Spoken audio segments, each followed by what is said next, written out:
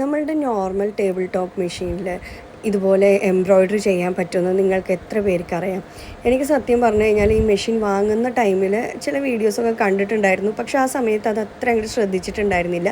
പക്ഷേ ഈ ഇടയായിട്ട് കുറേ വീഡിയോസ് ഞാൻ യൂട്യൂബിൽ കാണാനിടയായി നമ്മളുടെ നോർമൽ മെഷീൻ വെച്ചിട്ട് എംബ്രോയ്ഡറി ചെയ്യുന്നത്.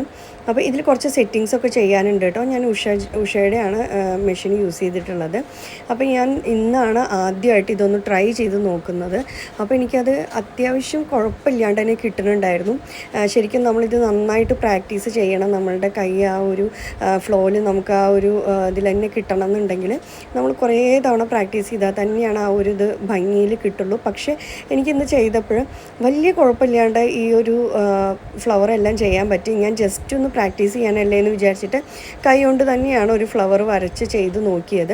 ഇനി നമ്മൾ നല്ലൊരു ഡിസൈനൊക്കെ നമ്മൾ പ്രിൻ്റ് ഔട്ട് എടുത്തിട്ട് അത് വെച്ച് ചെയ്യുകയാണെന്നുണ്ടെങ്കിൽ എനിക്ക് തോന്നുന്നു നല്ല ഭംഗിയിൽ തന്നെ കിട്ടുന്നുണ്ടാവും എന്നുള്ളത്. അപ്പോൾ നിങ്ങൾ ട്രൈ ചെയ്തിട്ട് നോക്കിയിട്ടുണ്ടെന്നുണ്ടെങ്കിൽ നിങ്ങളുടെ എക്സ്പീരിയൻസ് ഒന്ന് ഷെയർ ചെയ്യണേ. അപ്പോൾ ഇത് ഫസ്റ്റ് ടൈം ആണെന്ന് പറഞ്ഞല്ലോ, അതുകൊണ്ട് തന്നെ എനിക്കിത് ചെയ്ത് കഴിഞ്ഞപ്പോൾ ഭയങ്കര ഇഷ്ടമായി.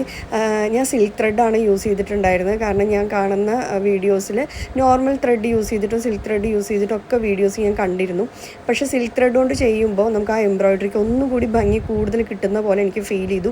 പക്ഷേ ഒരു പ്രോബ്ലം ഉണ്ടായിരുന്നത് എൻ്റെ മെഷീൻ്റെ ആണോ അതോ ആ ഒരു നൂലിൻ്റെ പഴക്കമുള്ളത് കൊണ്ടാണോ എന്നറിയില്ല, ത്രെഡ് നന്നായിട്ട് പൊട്ടി പോകുന്നുണ്ടായിരുന്നു. അപ്പോൾ ഇടയ്ക്കിടയ്ക്ക് അതൊന്ന് മാറ്റിയിടേണ്ടി വന്നു എന്നുള്ളത് ഒഴിച്ചു കഴിഞ്ഞാൽ ബാക്കിയെല്ലാം ഈസിയാണ് ഉണ്ടായിരുന്നത്. അപ്പോൾ ഇനിയുള്ള ദിവസങ്ങളിലും എനിക്ക് തോന്നുന്നു ഇതുപോലെ നമ്മളുടെ ആ സ്റ്റിച്ചിൻ്റെ ലെങ്ത്തും അതുപോലെ വിട്തൊക്കെ കൂട്ടി കുറച്ചൊക്കെ ചെയ്ത് കഴിഞ്ഞാൽ പല വിധത്തിലുള്ള സ്റ്റിച്ചസ് നമുക്ക് ചെയ്യാൻ പറ്റും തന്നെയാണ് എൻ്റെ വിശ്വാസം. സിക്സ് ആക്കാണ് കേട്ടോ ബേസിക്കലി നമ്മൾ ഇതിന് വേണ്ടിയിട്ട് യൂസ് ചെയ്തിട്ടുള്ളത്. അപ്പോൾ നിങ്ങൾക്ക് ആർക്കെങ്കിലും ഇത് ചെയ്യണം എന്നുണ്ടെങ്കിൽ, നിങ്ങൾക്ക് എന്തെങ്കിലും ഹെൽപ്പ് വേണമെന്നുണ്ടെങ്കിൽ ചോദിച്ചോളൂ. ഞാനിതിൻ്റെ വീഡിയോ ചെയ്യാനായിട്ട് ട്രൈ ചെയ്യാം. ഞാനും ഫസ്റ്റ് ടൈം ചെയ്യുന്നത് കൊണ്ട് തന്നെ എനിക്ക് അങ്ങനെ ആധികാരികമായിട്ട് ഇത് പറഞ്ഞു തരാനൊന്നും അറിയില്ലായിരുന്നു.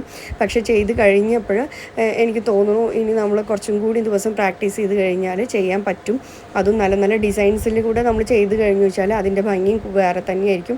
ഇത് ഞാൻ നോർമൽ ത്രെഡ് ഇട്ട് ചെയ്ത് നോക്കിയതാണ് കേട്ടോ. ഇപ്പോൾ കണ്ടില്ലേ, സിൽക്ക് ത്രെഡിനാണ് അതിൻ്റെ ഭംഗി കൂടുതൽ തോന്നുന്നത്. അപ്പോൾ കുറച്ചുകൂടി കളേഴ്സ് സിൽക്ക് ത്രെഡ് വാങ്ങിയിട്ട് ട്രൈ ചെയ്ത് നോക്കണം. അതുപോലെ താഴെയുള്ള ബോബിൻ്റെ നൂലായിരുന്നു എപ്പോഴും പൊട്ടിക്കൊണ്ടിരുന്നുണ്ടായിരുന്നത്. അപ്പോൾ അതെന്താണെന്നുള്ളതും ഒന്നുകൂടെ ചെക്ക് ചെയ്യണം. അപ്പോൾ ചെയ്ത് നോക്കിയിട്ടില്ലാത്തുള്ളവർ ഒന്ന് ചെയ്ത് നോക്കൂ കേട്ടോ.